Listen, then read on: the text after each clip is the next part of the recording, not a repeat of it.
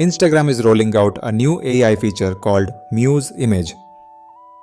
It lets people create AI images using your Instagram photos. If you don't want that, you need to turn off this setting right now.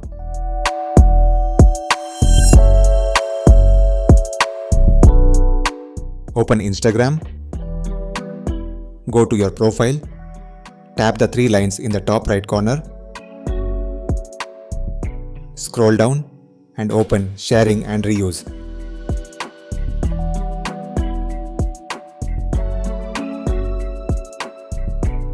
Here you will see an option called Allow people to reuse your content on Instagram and with AI features at Meta. As you can see, Instagram has turned these on by default, which is not fair. So, turn posts off, then turn reels off as well.